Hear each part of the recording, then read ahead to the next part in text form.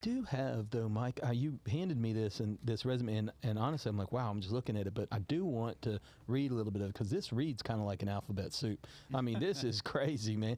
Mike Yoder, you're retired supervisory special agent, SSA, with the Federal Bureau of Investigation. You retired in 2017, so not even that long ago, right? Right.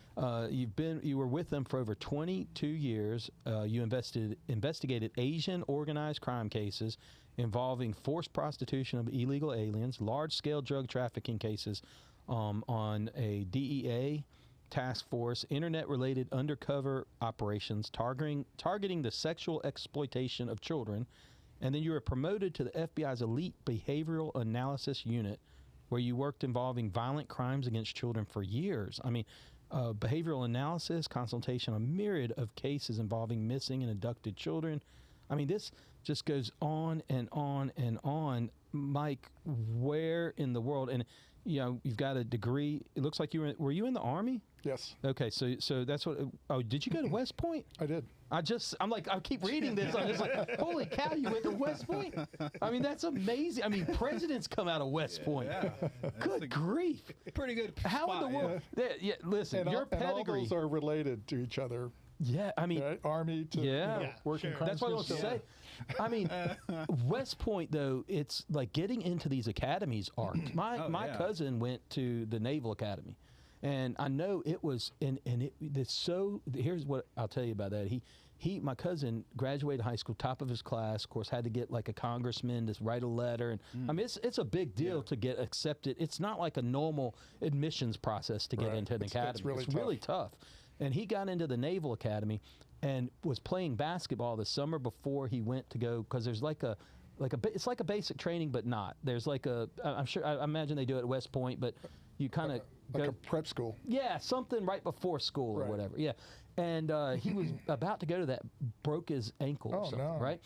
Couldn't go to it. So now the academy didn't say you couldn't come, you just couldn't come that year, because you can't start mid, there's no starting mid. You have to start with your class. Right. So he didn't want to not go to college, so he had gotten into like SMU or something like that in Dallas, and he went for a year at SMU. There is not one credit that transfers to an academy. Not at all. Yeah. Not one credit. I've known of fellow cadets who went through 3 years of college somewhere else. Yeah.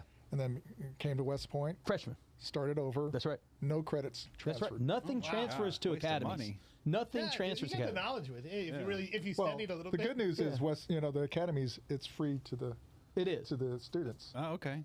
Well, I mean, you go into other school for 3 years, wasting that money. That was their choice. Yeah, that was. But it's essentially our government saying, we want to raise the brightest and best, right? And that's what we want. And I love that about it. He went and ran kind of finance for a base in Guam for a little bit in the Marine Corps, and now he's teaching in San Angelo, Texas. He's teaching military history, and really, actually, FBI agents and GBI agents come through his classes, to get their like masters or whatever. Right. And so very interesting work. In fact, I always tell him, I was like, you're part of like the CIA, right? You're like right down on the border, and he's always kind of like, well, I couldn't tell you. I really can't tell you. But I do want to say, I mean, what got you into, like you said, it all worked together. Like, what made you want to go into the academy, and then after your service time to go into the FBI? Like this active service to our country. Well, I was kidding. Yeah. They don't connect. They don't at all. really connect. No, they don't. Not at all. Because. And oh, by the way, my brother went to the Naval Academy. Really? He's 5 years older than I am. Oh, wow. So I went to West Point. That Army-Navy game's pretty big in your house. We sit on opposite ends of the couch. Yeah, we fight over it. I'm sure. That's great. So I went to West Point and did 11 years in the Army. I was a tanker, so driving tanks around. Abrams? Nice. I did both. I did the old M68-3 tanks and then the M1A1 tanks. Okay, and you were driving? Well, I was commanding. Commanding in the because how many people are in a tank?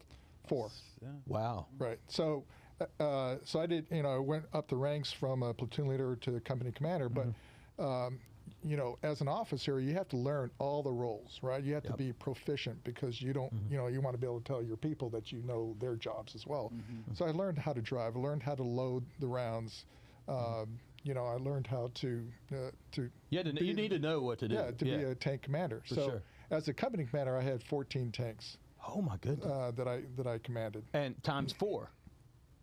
People in right. them as far as Approximately individuals. 65 people. Yeah. Wow. Wow. Yeah. So the tanks, you know, that translates to my next job when I got out to making windows. Let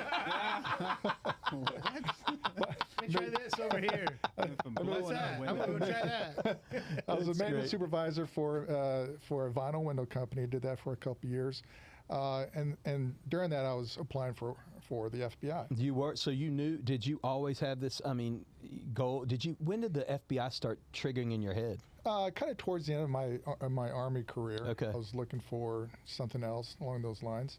Yep. So, and then in fact, when I went to the window company, I knew that wasn't for me. It was it's just a time filler. Just a civilian job transition. Yeah. Exactly. So I applied, and then it took me a little bit. I got into the FBI, and I knew from day one in the FBI that I wanted to be a criminal profiler. Really? That became just a constant thought in my head during the whole time. So and it took me 13 years to get from day one to when you got into the FBI. When I got into the FBI to when I got promoted to BAU. 13 years. 13 years. And during that 13 years, I did things like I went to training to learn how to be homicide techniques, behavioral aspects, interviewing, all those kinds of things.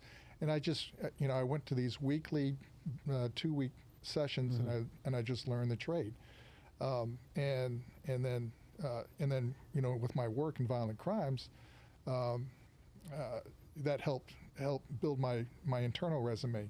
So finally, I put my name in the hat, and I wrote about all the things that I thought that would help me get promoted, and I got selected for the BAU. So then I did 4 years working crimes against children, and then 4 years working crimes against adults. Wow.